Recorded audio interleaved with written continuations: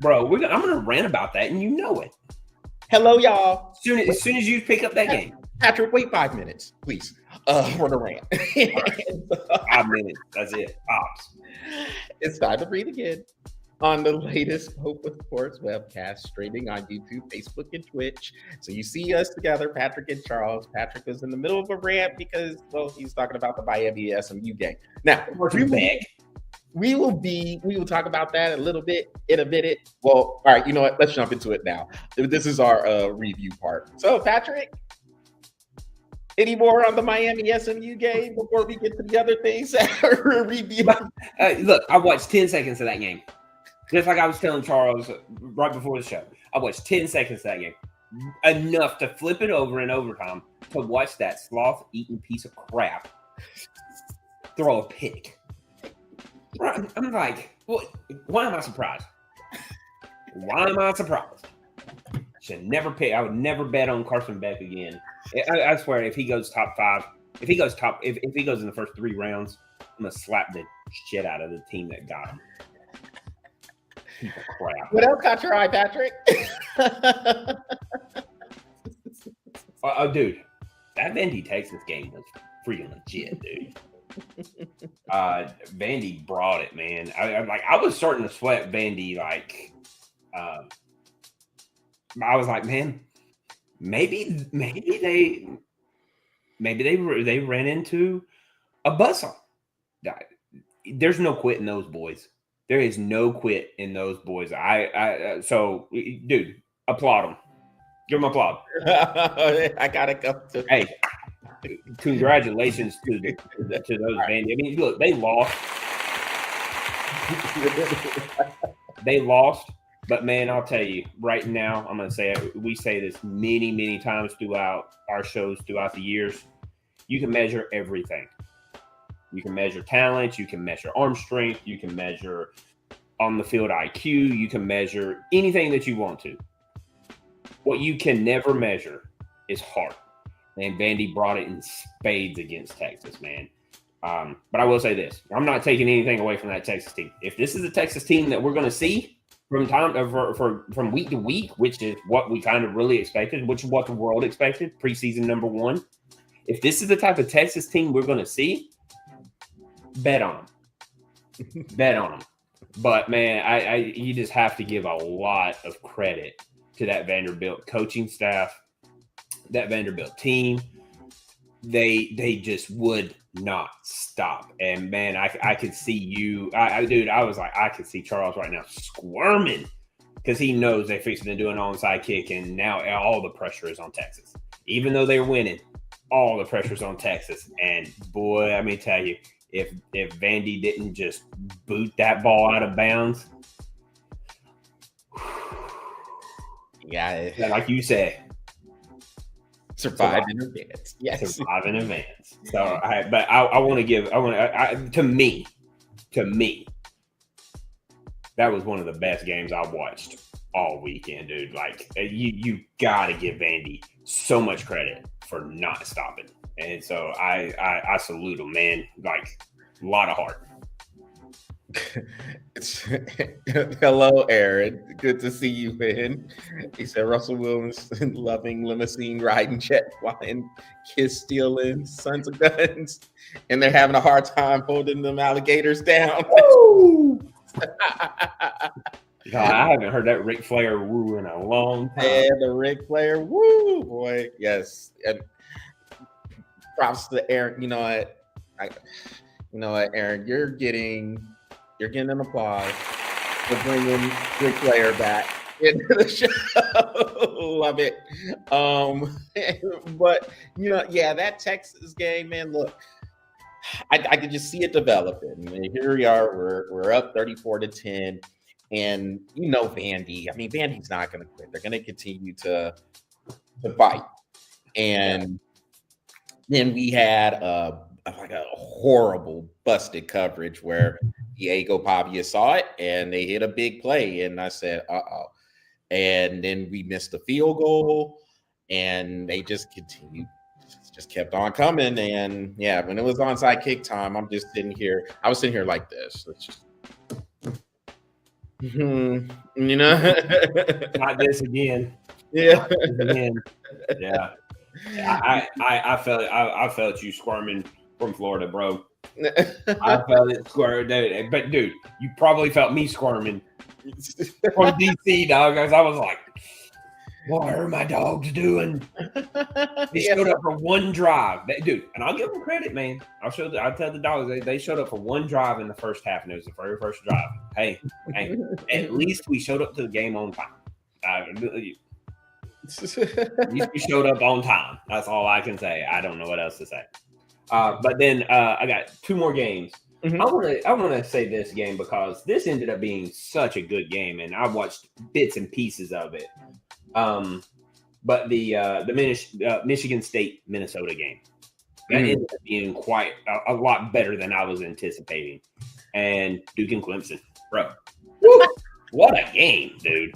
Back and forth. I was like, Clemson going down, then Clemson was up, and I was like, what the hell is that? They finally show up to play football. Boy, let me tell you, my record.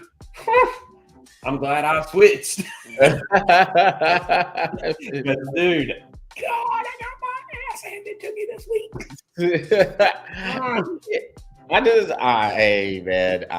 I felt Duke was gonna win this. Clemson is. You're right back. Yeah. Clemson is a mess. They're not just. You're just not feeling good about that program right now, and Dabo's over there. He's yelling at players, losing his mind over there. It seemed like a guy who knows his days over there in Clemson might be coming to an end. Yeah. But yeah, I mean, just looking at some of these games, the Oklahoma Tennessee game. Huh? The Oklahoma Tennessee game. Yeah, that turned out to be blackout, and Tennessee couldn't hold on. Tennessee messed up in the first half because Oklahoma couldn't move the ball. They could not move the ball in the first half, but Tennessee had 3 turnovers in the first half, and that just it kept Oklahoma in the game. Oklahoma scored off of one of those turnovers, like on that actual turnover play. And when you have a team, you're playing well, you're controlling the action, you have to put some points between them. Because if not, then you're going to have a team that's going to go into halftime like Oklahoma did in this case and say, look, man, they probably outplayed us, but man, we right there. If we could just get some offense going, we can win this thing. And they were able to get the offense going with John Mateer and John Mater. Yeah, and then Tennessee. I will never call him Mateer. I can't even get it out just to tell it. No, that's Mater. That's John Mater right there. And so, I mean, it is just when you have a team that you're outplaying, you have to have points. You have to put some distance between the two, because if not, they're gonna feel like they can pull this out. They're lucky to be in it. And when that second half came out, the offense got going. Tennessee was still messing up. They were still turning the ball over. It was just a really sloppy game for the Volunteers, and it hurt them. It cost them the game. Utah, a couple games before we get onto some of these rankings, Utah looked good. I mean, they looked good. They dominated Cincinnati in that game. Mm-hmm. And North Texas, the Mean Green. Oh, yeah. Y'all dominated that, too. Yeah. Took it to Navy. Won that one 31-17. So my alma mater doing some good things out there. So let's get it. Real quick, Patrick, these rankings came out. I first they came out in like 20 minutes. Huh? I thought they came out at 8 o'clock. I'm an hour behind. Jesus. Patrick, how long you been living in the Central Time Zone? 25 years. And so, yeah, and now I'm looking at it. Okay, yeah, I don't agree with any of it. So, what don't you agree with? Well, I mean, my top five is a lot different. Now, don't get me wrong. My top five includes the top five, without a doubt. But man, if I'm sitting here looking at it, those top five, man, to me, Indiana's one, without a doubt. Indiana's one. They went into Eugene and dominated Oregon. They have better quality wins throughout the entire season, especially over Ohio State. Now, don't get me wrong. I know Ohio State probably started off with a few more ranked games, but these teams fell off, right? To me, I haven't seen anything, and everybody, you'll hear it all over sports world, I guess. Ohio State is the most complete team, and what's his name? Quarterback? Saying? Yeah, Julian Saying. He's like the best quarterback, dude. Well, who's he played? Like, I haven't seen anybody I want to see you play Indiana. Prove me wrong. I mean, like, I've seen them play one team that was quality, and that was Texas. That was it.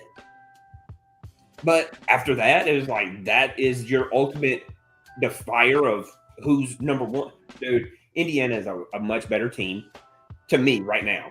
They're more complete. They more disciplined on both sides of the ball. They have a better special teams. Now, I could be proven wrong, and I'm going to admit that. I could be proven way wrong with if they played Indiana and smoked them. Oh, okay, there you go. Now I'm good, right? Texas A&M is a much better team. So my top five right now, if I was looking at it, Indiana, Texas A&M, Alabama, Ohio State, Georgia. There's my top five. And to me, I don't see what they see in Ohio State that keeps them ranked high, especially with what they've done in the past rankings. Now, I know this is the playoff rankings, and this is a little bit different than what they've been doing for the first 8 weeks, not the 7 weeks, whatever. But it just, when I look at overall everything that I've seen, that Indiana and Texas A&M team are much better than Ohio State, and that Alabama team, much better. I think so. With the committee, one of the patterns that has seemed to develop with the committee over the years, ever since this whole thing with the college football playoff has started, is the first week, they're normally chalk with the ratings from the Associated Press. So the way that it's sitting right now, or the way it was sitting with the Associated Press, was how these rankings set up now. Ohio State 1, Indiana 2, Texas A&M 3, Alabama 4. And that's what they did here. They basically just took those rankings and just said, well, yeah, we'll just go ahead and we'll keep them that way. And then we'll just see how things develop when everything starts playing out through November, and when we get the conference championship Saturday, the first week of December. So the way they have them ranked right now, I wasn't surprised at this. Like, I just sat there and I just looked at it and I said, yeah, they're just gonna they're basically, for the most part, they're just carbon copying the Associated Press poll. Yeah, minus Oregon. And look, I'm not surprised. Not by no means am I surprised. I just don't agree with it. Like, I really think they should take a full body of work and make their own decisions on this. But yeah, like I said, the biggest thing I see is the Oregon thing, because the Associated Press has Oregon at 6, and Patrick, that's the only difference. Patrick, the committee is going to do as little work as possible while they are sitting in that cush hotel. Now, and look, let me tell you, I worked at that hotel. All right, where they do this committee at, and this is for everybody else. I know you know, Patrick, but the Gaylord Hotel there in Grapevine, Texas, in the suburb. Oh yeah, dude, they're gonna milk that. That hotel is cush, all right? Yeah. They're living it up down No, there. everybody loves the Gaylord Hotel. They're living it up down there. You're in a dome. So they come in there, they watch their games, and then they're going to one of the restaurants, having fun, drinking it up, whatever club's there. But they're fine down there. And they're gonna do as less work as possible. They're gonna come on ESPN and they're gonna say, well, we did this and we did this and we were just balancing out the teams. And maybe they did a little bit, but man, probably in between a martini somewhere. Yeah. For this week, this week was probably the let's meet each other week.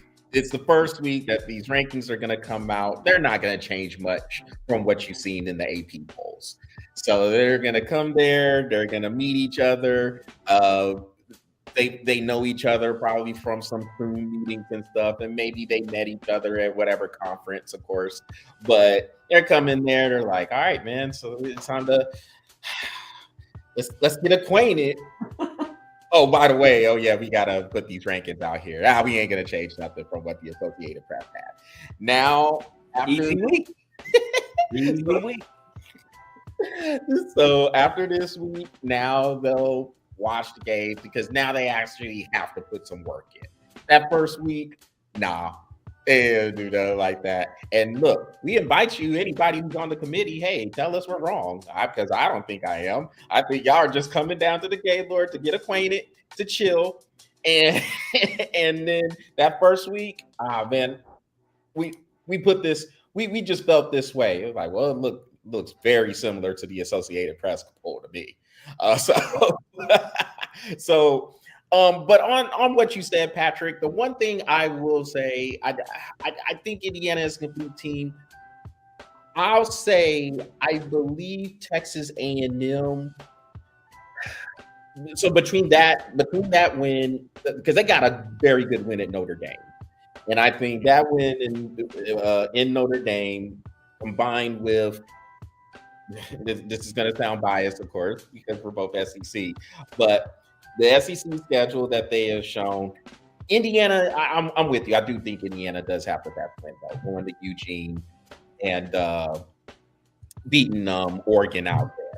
I think that's the best non-conference win out of anybody this year, or not even non-conference, best win this year. But A&M, I can make a push for A&M being number one. I think they have a better strength of schedule than what Ohio State has shown. Yeah, and that's the reason why I give them the nod for 2. But it's also the reason why I give Alabama the nod for 3. You know what I mean? It's because of the strength of schedule that all 3 of those teams have shown. Where I'm sitting here looking at Ohio State, and dude, they don't have Indiana, they don't have Oregon, and they don't have who's the other team they don't have? Yeah, well, the Big Ten's kind of weak. So but the Big Ten is showing. But dude, Big Ten's got 7 teams in the rankings, which is wild to me. And I think now these teams might start to show. Like Iowa's going to get a chance. To. So as a matter of fact, let's look at Iowa for Iowa. That's the one I was thinking of. So Iowa will play Oregon this week. And they play Indiana the toughest out of anybody. Indiana only beat them by 5 points.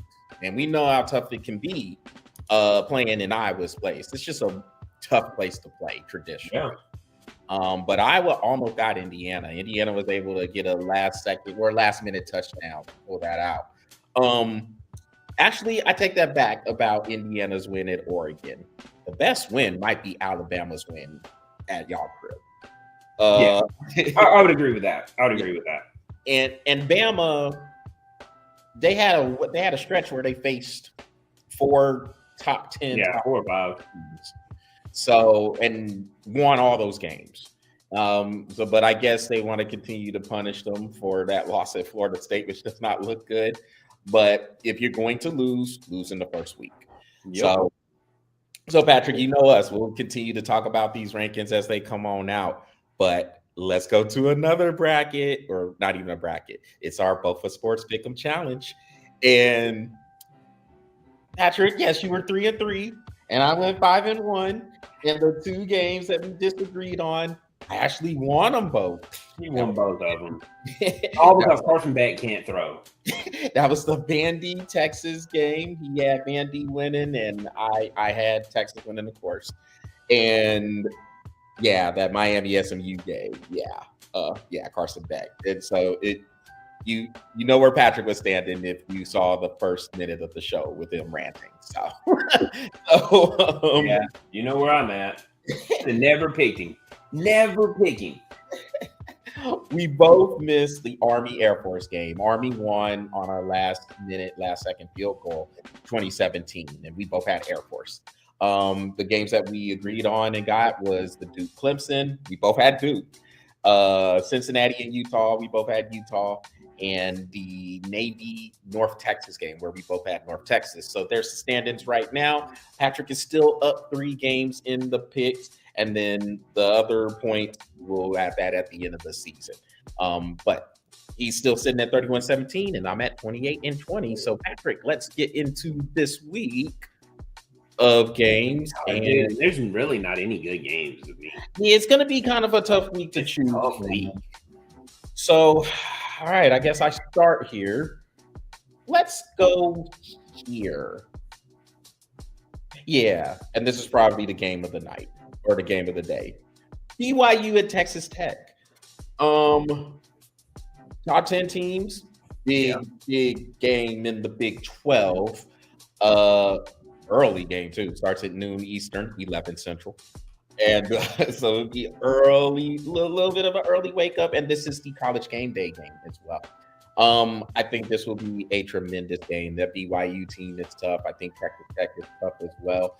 And I mean, you know, I've been kind of back and forth with BYU, even though BYU is undefeated. I had them beating Utah. Didn't think they would beat Iowa State, but they beat Iowa State. I think this will be close. And to me, this is one of those games that they were playing in BYU and Provo. I would pick BYU. Since they're playing in Lubbock, I'm going to pick Texas Tech here. And it's going to be close, man. I think this will be a 6 to 3 point game. I'll go Texas Tech 34-31. Okay. I look, with it being played in Texas, man, or Texas Tech, I think Texas Tech comes out and shows dominance, man. I really do. I think they come out and handle it. I'm gonna go 34-21 Texas Tech. Ooh, almost 2 touchdowns, huh? Yeah. I think that offense is just better than that BYU defense. And I feel that Texas Tech can go in and really dominate the game on both sides of the ball. So yeah, 34-21 Texas Tech. Okay. 31. So I got 34-31. You got 34-21. All right. Both got Texas Tech. Oh God. So many horrible games, dude. Really. It's like a rough week, but you know those are always the craziest weeks. They always are. And I'm sitting here looking at it and I'm like, well, should we go here? Should we go there? And I think I'm gonna go here for my game. Oregon, Iowa. Okay. And I know they're playing in Iowa. And I was sitting here looking at this game, and I think this game could be a lot closer than these rankings show. But I just don't know if Iowa. You don't know what kind of discipline you're going to get from Iowa, especially on that offensive line and that defensive line, right? And to me, I sit here and look at it. Even though they're playing in Iowa, there's a little bit about me that's like, give Iowa that nod, because they could show up and play Oregon very well. But unfortunately, I don't think they do. I have Oregon, and I think this will be a really good game. I'm gonna go Iowa. I'm gonna go Iowa 33-27. Iowa. You're picking Iowa to win? I'm sorry. Oregon 33-27. All right. 33-27. Oregon. Yes. All right. I actually like that score, and I think this will be a tough game for Oregon. I mean, we talked about it. Iowa, that's a tough place to play. They're just, no matter what, Iowa is going to bring defense, but their offense isn't really one that traditionally it really hasn't been good enough to keep up with the big teams. He said no for Aaron says Iowa's winning. They could. I do think Iowa can. They are playing in Iowa, so yeah. I mean, I think Iowa's gonna have to find a way to manufacture some points, because if they can't get over 20 to 24 points, they're not beating Oregon. I just like that high-powered offense. Yeah, like unless their defense is gonna play like how Indiana's defense played against Oregon when they went out there to Eugene. I don't see Iowa really pulling this out, but they could. Iowa could get like a special teams touchdown. They could get a punt return, kickoff return, maybe a field goal block and run it back. Get a defensive touchdown, because if you put some pressure on Dante Moore, he could throw a pick. Yeah. So I think Iowa's defense can definitely keep them in it, but I do think it's a little bit too much firepower for Oregon as well. So I'm going Oregon.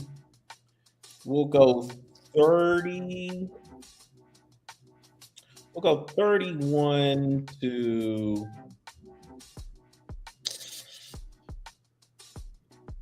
31-26. Yeah, 30. Yeah, we'll go 31-26. Something crazy. Some off score. And look, Aaron, I'll say this. If I wouldn't be surprised. I don't think Patrick or I would be surprised if Iowa won that game, because of it being there in Iowa. It's going to be pretty difficult for Oregon to go in there, but I do think it would be too much firepower. Let's go. Let's do this, Patrick. Since Aaron is watching, yes, we are going to talk about your Northwestern Wildcats in this Friday night game. Here we go. Let's go. They made the show. Made the show. Let's go. So, I think Northwestern has a style that gives USC troubles. USC is a team, they try to be physical, but I just don't think they're really all that physical. If you could come in there, you could hit them, punch them in the mouth real quick. USC teams, especially these teams under Lincoln Riley, they'll start to wilt a little bit. Now, if everything is going good for them, then yeah, everything's great, everything's perfect, and they can jump out to a lead, everything's perfect. I just think Northwestern has a little bit of grit about them, and I'm doing it. I got Northwestern winning this game. Yeah, I was gonna go Northwestern, because I just don't. Dude, you know how I feel about USC. You know how I feel about USC. I agree with you. I just feel that Northwestern brings a style of football that USC just is not going to like at all. I feel. What'd you say the score was? What'd you say? Oh, I didn't get to say the score yet. Oh, my fault. Go ahead. I'll let you finish. It's all good. My fault. No, it's cool. I'm gonna go 27-23. Northwestern going out to the West Coast, going out to LA and getting this win. I just like Northwestern style of play. And the secret is, because of their style of play, I think they'll just be able to stay in it. and pull it out in the fourth quarter. So if USC cannot put 10 to 14 points between them and Northwestern in the first two quarters, I think they're in trouble. Oh yeah, I agree. If USC comes out and throws 14 points and it's 14-0 at the end of the first, I can see Northwestern has a problem with that, right? Mm-hmm. There hasn't been many teams this year that shows that they are comfortable with the uncomfortable, and it's hard for teams to do that. But here's my deal on the whole. Here's my deal on Northwestern. I just don't think Northwestern allows the games to get out of control. That's what they play so well, and that's the reason why they're winning games the way they're winning, is because the games don't get out of control. Yeah, they might be down 3, they might be down 7, but the game is still within reach for them. I'll say this, man, if that stays within reach for Northwestern after half, USC might be in trouble, dude. And I'm not talking like 3 or 4 points. I could see Northwestern running away with that game. I'm not going to have Northwestern running away with that game. I'm going to go Northwestern. But I think Northwestern can really put some distance. I'm going to go. I'm going to go 28-20 Northwestern. Okay. Like it. All right. Now let's look at this rest of this sucky freaking. God, dude, there's so many games to not choose from. It doesn't look like the most appetizing of schedules this week. No. I mean,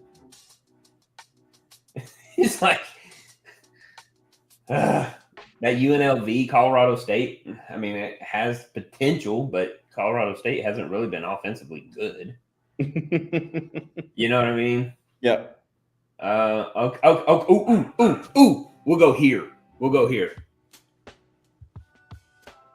The battle. What do I call it, Charles? The battle of the sucks. These two teams just suck. Both of them ready to roll over. You know where I'm going, don't you? Was it Florida State and Clemson? Yeah, let's go Florida State, Clemson. Let's see who can lose the worst. So can we pick the loser? Let's pick the loser. Oh my gosh. No, let's go here because look.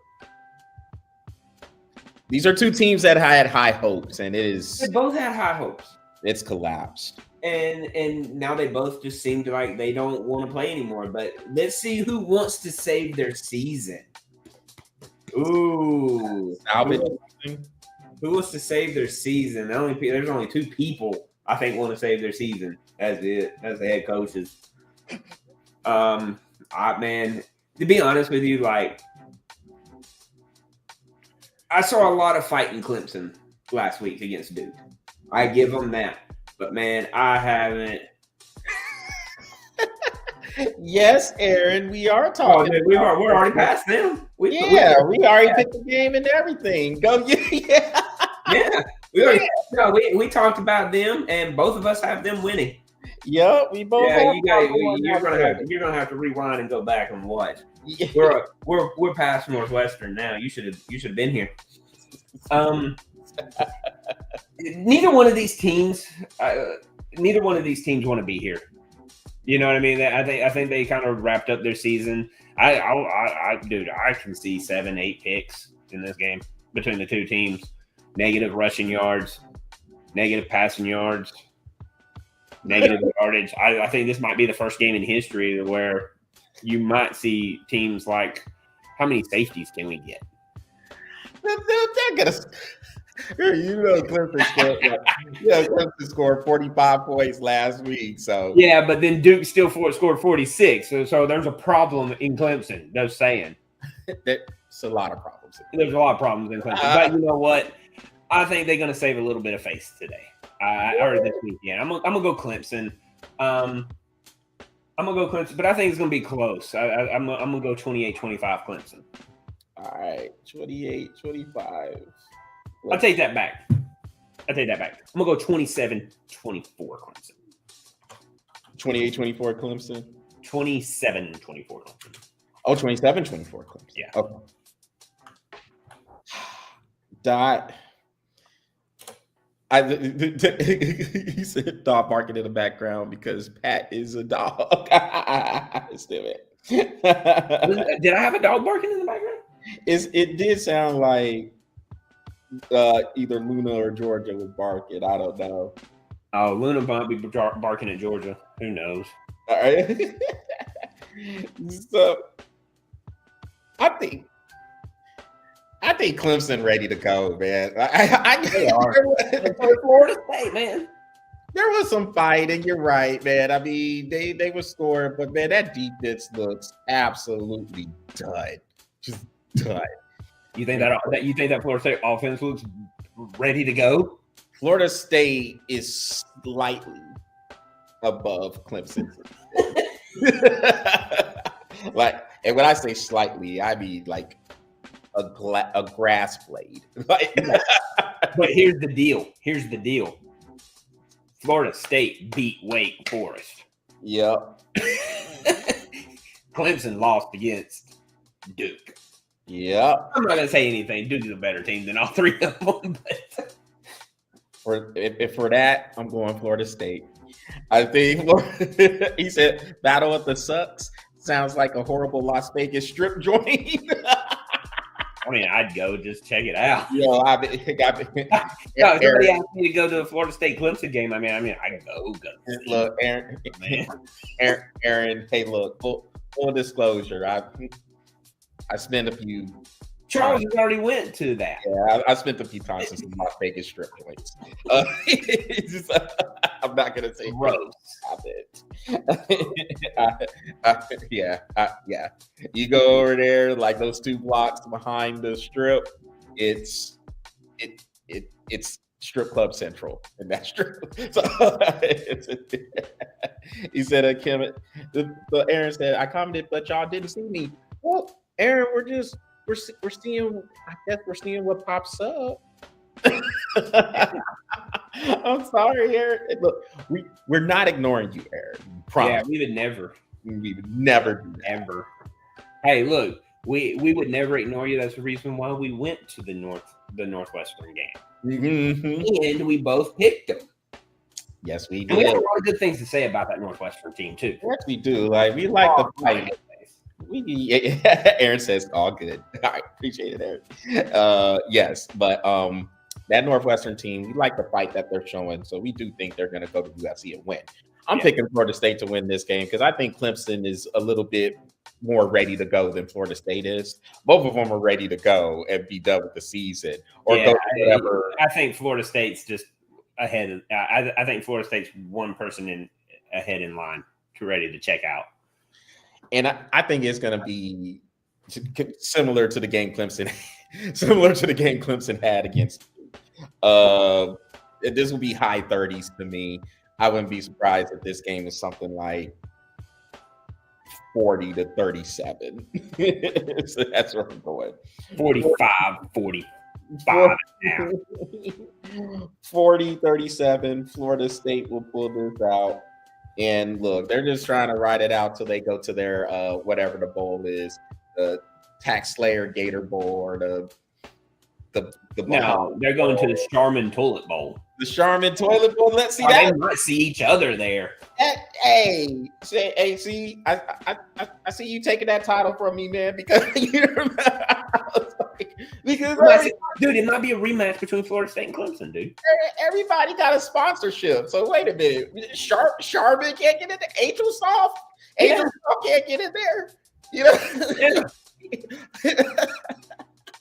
We'll give it Angel Soft. Angel Soft win. Cottonelle, the Wipes, they can't get in there. Ooh, Dude Wops. Maybe that's where it's at. Aaron says they're going to the Bulldog Sober Driving Bowl in Valdosta. You stop it, Aaron. No, dude, that doesn't even exist. Bulldog Sober. I mean, like, dude, that doesn't even go in the same sentence. Dude, and look, if Whataburger ever gets a bowl, I'm going. If Waffle House ever gets a bowl, I'm I'm going. But if going. Five Guys or what's the one I don't like out in the West Coast? Greasy, nasty thing. In-N-Out Burger. The In-N-Out Oh, wow. burger. In-N-Out Burger, dude. That only means it goes in your mouth and out your ass, and that's it. There's no stopping. That's what In-N-Out Burger is. Look, Gross. we are getting paid no money for mentioning these things. So just so y'all know. Well, In-N-Out might pay us to shut up. Yeah. We ain't getting no money. This is Gross. our experiences. I can't stand Five Guys because that's disgusting. In-N-Out Burger, disgusting. That gag's a maggot, dude. Let's go here. Let's go here for our final two games, Patrick. Because if we're on food, we can spend another hour on food. We can't get off. Yeah, you know, dude, I'm from Georgia, dog. I can talk about food all day. Oh. So I started it with Whataburger, so that's my bad. But we'll just go here. A&M in Missouri. So Missouri has a chance to make a statement, I guess. I mean, and their hopes for the college football playoff are on the line here. They have A&M coming to Columbia. A&M's coming off of a bye week and looking good going into that bye week. I just think, look, Missouri's going to play tough. I mean, their two losses are by a combined 10 points. They lost by 3 to Alabama, and they lost by 7 by like a half a yard against Vanderbilt because they completed that Hail Mary, but he was down at the half-yard line. But I think A&M, like we had mentioned about them earlier, they're the better team, and I think they'll be able to pull away. I wouldn't be surprised if they win by 10 to 14 points, and then I think Missouri's quarterback is also knocked out too. Yeah. So I got A&M winning. We will go, I think it'll be 34 to, no, take it back. No, yeah, because A&M's offense can score too. 37-23. A&M.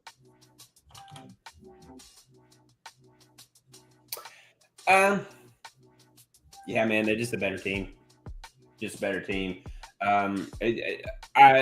With Missouri's quarterback being out, I just don't know if they're going to hold on to time of possession, man. I think there's going to be a lot of three and outs, a lot of punting, and that offense for Texas A&M just can move the ball. They can. Yeah, man, I think this is a domination of what Texas A&M is fixing to bring to the table, man. I'm going to go 41-20, dude. 41-20. Yeah, you got it. I got him getting housed. Yeah, I got him getting housed. And this is no disrespect to Missouri. I just don't think that they're going to be able to keep up with that offense. I mean, to me, that wide receiving core in Texas A&M is probably top 5 in the nation, number 1 in the SEC. That wide receiving core is and they just dial up plays and they just keep feeding them. So I think it's total domination. I'm gonna go 40. Yeah, let me take that back. I'm gonna go 41-24. I'll give them 4 extra points because they might get a 75-yard field goal. 75-yard field goal. Hey, look, who was the kid? Who was the guy? Who's the guy that kicked the longest field goal, 68 yards? That's Cam Little for Jack. Cam Little, dude. Congratulations, 68 freaking yards, dude. Yeah, dude. Here pretty soon, it smells like, oh man, I can't believe it's 4th and 1 on their own 1 field goal. It's another field goal unit, and he just bombs one from 190 yards. Crowd goes wild. Beat that one. Yeah, they're gonna I mean, he hit a 70-yarder in preseason. Yeah. So and he practiced at 75 for the game. Did you see that? Yeah. Dude's practicing from 75 and like nailing them. Yeah. I was like, with room to spare. With room to spare. I mean, like, dude, Dude, I was watching that and I was like, "There's no way." The first time I saw it, I was like, "No way!" Boom! I was like, "Dang." Okay. Well, I'm going to go back up to Friday, and I'm going to pull out Tulane and Memphis. Now, I think this is going to be a great game.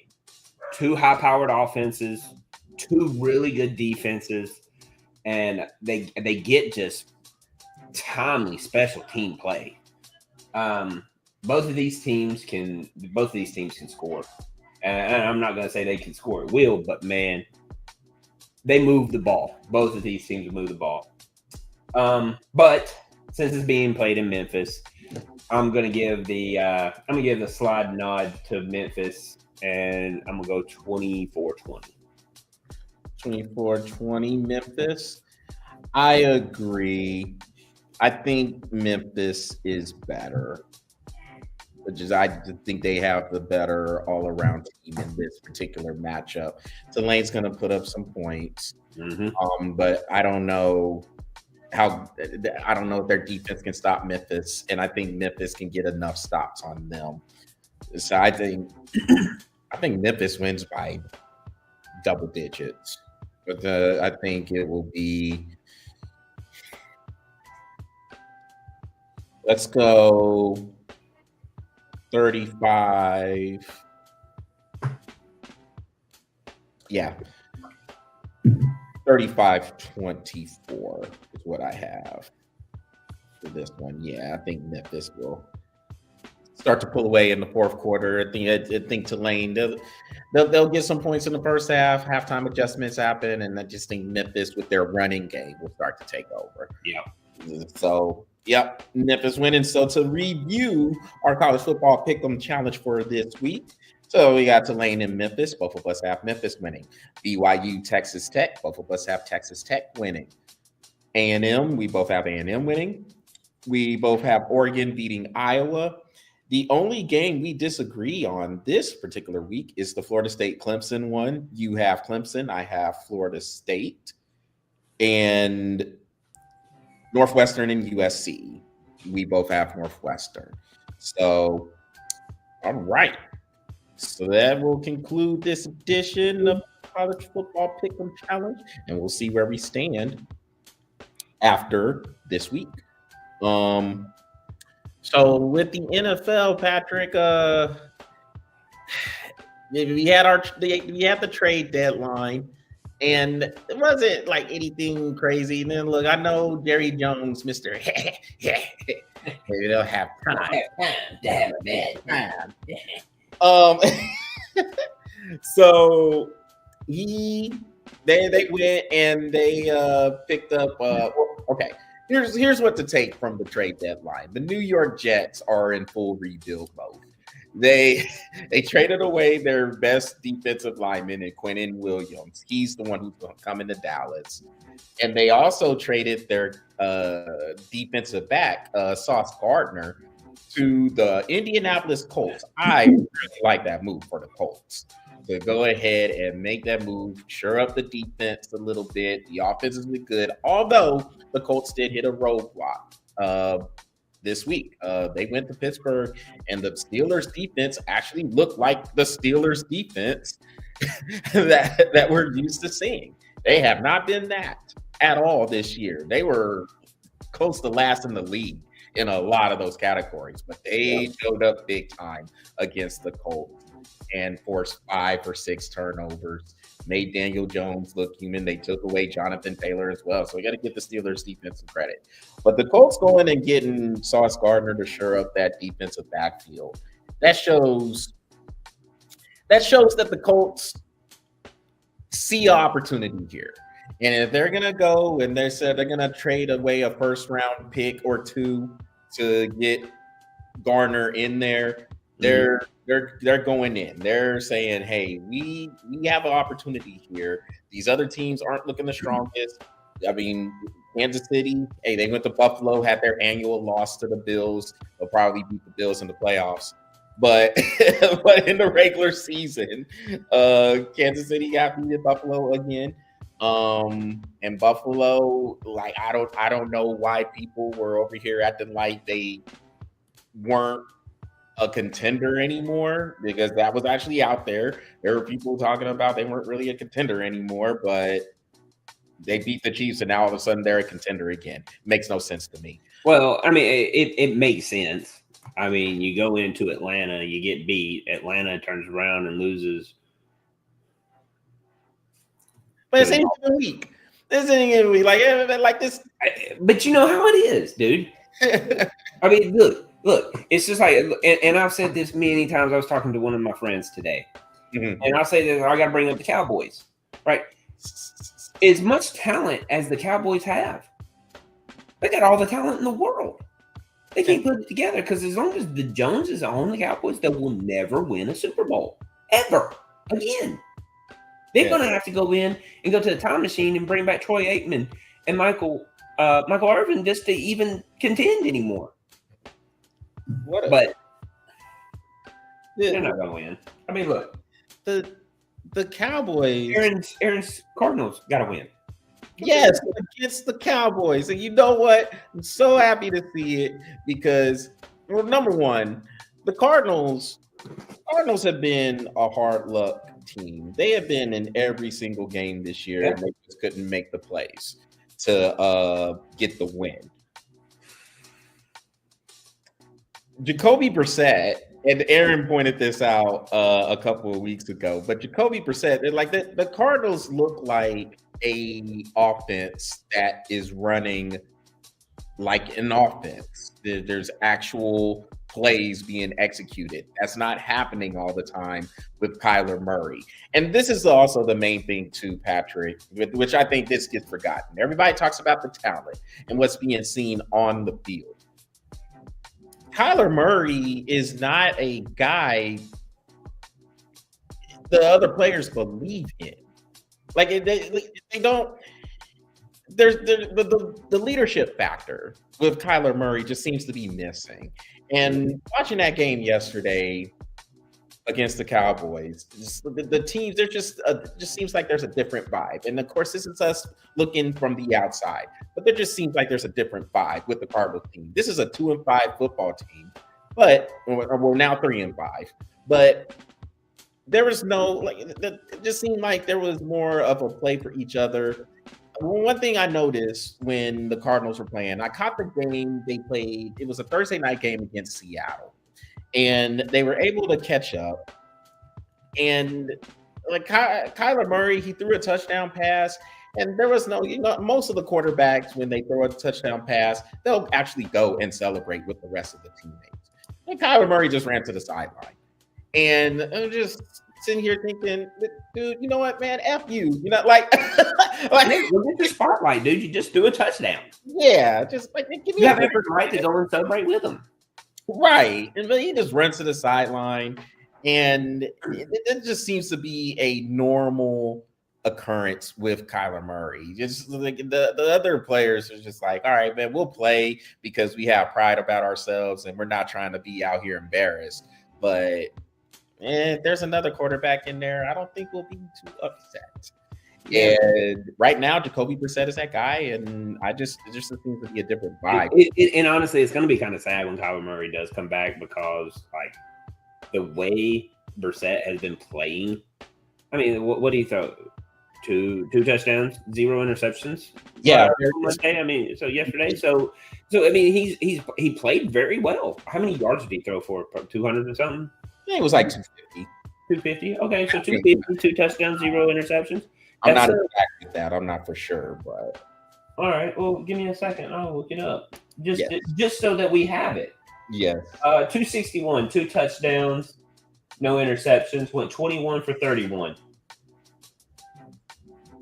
That's a hell of a stat line. I said that's a hell of a stat line. It absolutely is. Yeah. Yeah, absolutely. And if he only threw 31 times, and the team ran 29, that's pretty balanced. Freaking offense. You're not getting that with Kyler Murray. No. You know what I mean? So no, I mean, all that talent that Dallas has, man, they're never going to put it together as long as Jerry Jones is running his mouth in the press box there. I mean, look, they don't even talk to the head coach or the players anymore. They're like, "Hey, Jerry, why do you think you lost?" It's because Michael Parsons doesn't know how to lead a team. And dude, Jerry, shut up, bro. Just shut up. Like, let the people that you put in place do their job. And as long as you're running your mouth, they're never going to win because it's all about Jerry Jones. It's never about anybody else. And that's the reason why Jacoby Brissett will walk in and throw for 261 yards and not even break a sweat with what he's doing. So I don't know, man. It's like I hate it for the Cowboys, but at the same time, it's like, again, as long as Jerry Jones is that owner, they'll never win. Yeah, it's not a culture that's designed for winning. No. It's a culture that's designed to give Jerry Jones his prep. Yeah, get your name in the paper, and that's it. How much is your team worth? $13.5 billion. My team. I put them there. I did that. And and a lot of people are could chime in on our comments and be like, "Hey, man, just remember, there's no I in team." But hey, Kobe Bryant said it the best. There is an ME in that MFer. And that's the way Jerry Jones looks at it. So I do want to point this out. I want to piggyback on what you said about the Buffalo Bills. Again, look, they have made a precedent that's saying that the AFC is going to come through Buffalo. I still feel that way. Just because they lost a couple of games, I can see where people will throw them off or write them off. But dude, look, week in and week out, name one team that is in today's football will go undefeated. You're gonna catch an L somewhere. It just happens. So let's put a pin in writing teams off just because they're 11-1 and they lost their last game. Let's put a pin in writing them off for right now and just enjoy the football.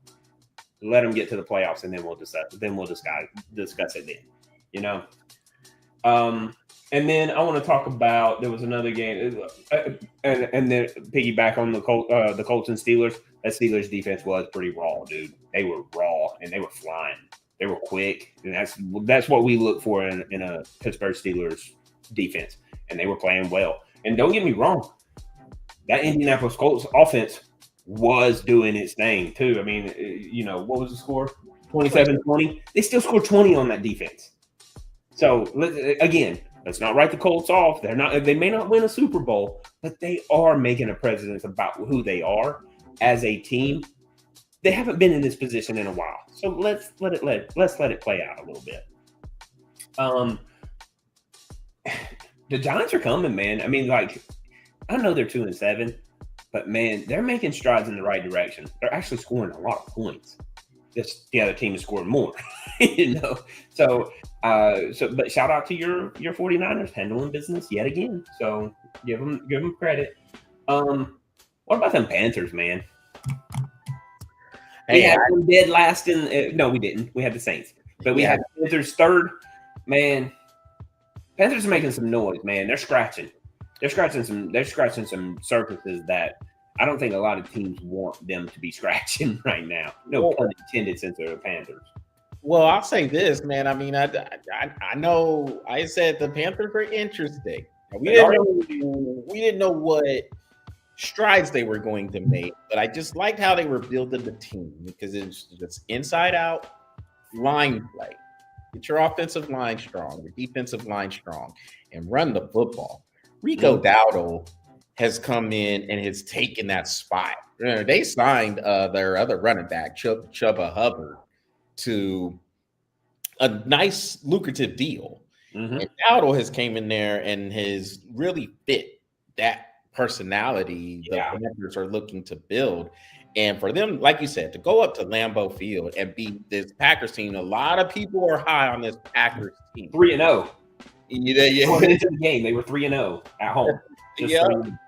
A lot of people are high on this Packers team. I'm not there yet with the Packers, but a lot of people are. And for Carolina to go up there, win that game after getting housed, remember, they got housed by the Bills at home the week before. And so to come back, and like you said, it's week in, week out. You come up and you get rid of those bad memories, because hey, some bad memories, some bad games are going to happen. It's just how do you respond from them? And Carolina came in, had a nice game plan, slowed the Packers offense down, and was able to win on a last-second field goal. So you give them credit. One more game, Charles, and then I'll let you go. Shout out to them Bears, man. They are throwing some points up. I mean, I didn't watch the game. I watched a few highlights, but hey, look, I don't know if I'm totally 100% sold on Caleb Williams. You know what? I'll tell you, I'm not yet. But man, let me tell you, he's improving. I'll give him that. He is improving, and he is looking like a pretty good quarterback. I don't know how far we're going to go with it yet. Let's see if he can put some rings on. But you got to give credit where credit's due, and Caleb Williams is managing the games very well. Yeah, he's all right. They threw 47 up and on the Bengals. I mean, look, I'm not saying that's a lot because the Bengals like to give up points. But I mean, Bears did throw up 47 on the Bengals. I'm just saying, and they're 5. Yeah, it doesn't happen every week. So you give him credit, and he does look like a actual NFL quarterback right now. So give him credit there. I was just gonna say this with the trade. So the Seattle Seahawks, man, their offense is already potent, and they made a trade to get the Saints receiver, Rasheen Shaheed. Oh yeah, and I said, really? You going to Seattle? What with that offense? Come on, man. That is an embarrassment of riches for Seattle. And good on Seattle. And, I can't stand it. They're in my division. But man, the wide receivers they have in their camp right now, my God, dude. It's like, can you share some of the candy? Yeah. I mean, Halloween just passed. I get it. And you want all the candy to yourself, you little selfish, little stingy brat. But my God, I agree. When I saw that, I was just like, how many more wide receivers do you need? I mean, really? I mean, you can only throw the ball one time. It's like having 4 or 5 Porsches in your driveway. Not to mention, you got a Lambo and you got a couple of Ferraris. I mean, dude, you can only drive one car. Right? You can only drive one car, but you got all of these other cars. It's like, chill, bro. Put that on simmer. So, what games are catching your eye for next? Oh God, I didn't even look. Let me pull up the schedule. Oh God, we got the Colts in Indianapolis. Oh my God. So we're 3-6. That game's actually in Germany. That's the Berlin game. Oh, it is. Okay. We're 3-6. Yeah, I don't see us winning that one. 49ers and Rams. Ooh, yeah, we played the Rams. Okay. I got the Rams. You got them at home. That's luckily for y'all, but Rams are good though. Yeah. And we get to see the Seahawks in action against the Cardinals. So we'll see the Seahawks and all their shiny new toys that they got for the trade deadline. Other than that, man, I mean, what's Monday night game? Eagles Packers. Ooh, that's gonna be pretty good. It is playing in Lambeau Field, so we'll see how that goes. Other than that, man, I really don't see anything that's just like eye-catching. Tampa Bay and New England will be interesting, I think, because we'll see what New England is made of. Or coming up, see if the schedule gets a little bit tougher. I will say this: they're a hell of a road team, that's for sure. Yeah, and Drake May is playing some pretty good ball. over there as well. I mean, Mike Vrabel is coming there, just change that culture up, and New England looks pretty viable. And then there was another game. Oh, the Ravens and Vikings can be pretty sneaky good too. The Ravens have Lamar Jackson back, and a lot of people, and I mean, I'm one of them. I'm sure you're probably one of them too. I still think they'll win the AFC North. Now, they're 2 games behind the Steelers right now. The Steelers sitting at 5-3, but I think the Ravens will have enough to come back and win that division. And it's only 2 games, and we're only halfway through the season. So, so I mean, there's a lot that can happen for sure. So before we head on out, Patrick, let's look back at this crazy World Series and give the LA Dodgers their props. They came back, won 2 games in Toronto to knock the Blue Jays off and repeat as World Series champs. 7-game series, just a whole bunch of twists and turns in this bad boy, but the Dodgers just, God, I mean, they grinded that one out. They grinded that World Series out, dude. And it was so good. I mean, even one of those games, was it game 6, 11 innings? So, I mean, game 7. Yeah, game 7. Oh, game 7 was the 11 innings. Okay. So, I mean, it's just, we have 3 games that went into extra innings. I mean, pitcher duel after pitcher duel after pitcher duel. I mean, it was just a really good series, and it is, and neither one of these teams looked at it. I mean, like, there was a couple of games that, got a couple of like 6-1, but they didn't let it phase them. They came back and they played ball, because at the end of the series, or at the end of that game, it's just 1 game. You know what I mean? And both these teams had the mindset. I mean, I'm not gonna lie, I was rooting for Toronto, but hey, look, all I gotta say is this: if any team is out there, look for 2 names. Okay, Will Smith and Freddie Freeman, because Freddie Freeman has won 3 of the last 5 World Series, and the last 6 has had a Will Smith in it. Just saying. So go and get you a Will Smith, and you might win the World Series. Just saying. I mean, hey, Will Smith hitting that 11th inning homer. I mean, I guess brings new meaning to Fresh Prince, I guess, right? Yeah, I guess. Right. But, hey, go and get you a Will Smith, and it's 6 for 6 with Will Smith. I'm just saying. And 3 for 5 with Freddie Freeman. Just go get you a Freddie Freeman or a Will Smith. Or, hey, get you both like the Dodgers did, and there you go. It's almost destined you're going to win. And we have seen, we've talked about some dominant pitching performances through the course of a run. And we know Madison Bumgarner's one of the best, dude. That was the Giants was ridiculous.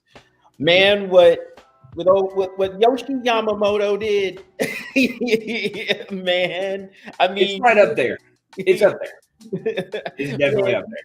You gonna throw six innings of 1-run ball in game 6, and then come back and throw 3 innings, like pressure packed.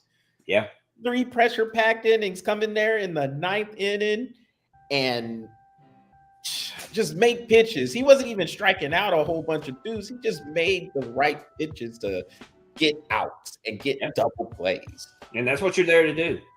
If you get a strikeout, cool. But the point of the game is to get the outs. Yeah, that's the point of the game. Get outs, and he did just that. Just like we talked, you mentioned Madison Bumgarner. I mean, I'm going to tell you, man, without a doubt, hands out, that is the best pitching performance I've seen in the World Series in my entire life. And it doesn't even, there's not even a pitcher that's going to come close to that right now. But man, he made a bid for it. I mean, that was dominant pitching for 4 games that he pitched in. So a spectacular job. Well, all right, Patrick. Well, hey, man, we about to hop on off. But before we go, what is coming up for Bro Epic? Well, so I am going to be out of town for a couple of days. So we took this week off and possibly next week. I don't know if I'm going to post anything for this week or next week. But we're trying to get into getting the Parents versus Kids dodgeball in. We finished up season 2, and I'm gonna be posting the entire series of season 2 out on YouTube probably in the next couple of days. I got to finish the editing of that. But we're probably going to be rolling up on season 3. We'll probably pick that up here in the next couple of weeks, and that's going to be me versus Brantley again. Then we got the Parents versus Kids kickball game that I'm still trying to get scheduled in to get enough players to play, and then hopefully finish off the year with the Parents versus Kids flag, or Parents and Kids flag football. All right, cool. And with both the sports, so be on the lookout next week. I think Patrick and I will have just a surprise, nice little surprise. Yeah, back. So be on the lookout. Spoiler alert. And then outside of that, like I said, we were working on things for the course to start kicking off next year. It's going to be pretty jumbled in terms of some of the content that may come out for the next couple of months, just because the holidays are coming up, and I mean we're going to have some family plans going on. So we will keep you updated on all those, but it will be all for the good. Trust me. Oh, and I got one more thing for Bro Epic. Mm-hmm. Check out the website, 1, and 2. Start looking out for some Friday video game streaming. I'm about to bring some NBA Jam back and some Mario 64, and we'll see where it goes. So go check out our socials and see what's coming up. Well, all right. Well, with that concludes this latest edition of the Bofa Sports webcast, and that is what we are breathing on for this evening. So y'all make sure y'all visit the Bofa Sports YouTube channel, smash that subscribe button, and follow the Bofa Sports Facebook page. Everybody take care, have a good rest of the week, and enjoy the games that are coming up. And then are you doing a shorty, Patrick? Are you doing a shorty this week or not? I'm going to try to get it in before I leave. Yeah. All right, cool. But I got to figure out what's going on. All right. Yeah. No problem. But yeah, so other than that, hey, everybody enjoy. We hope you enjoyed the show. Aaron, once again, thanks for tuning in and checking us out and leaving those comments for us. And the rest, everybody, thanks for tuning in. And we will see y'all next week. Y'all take care. Go Dogs.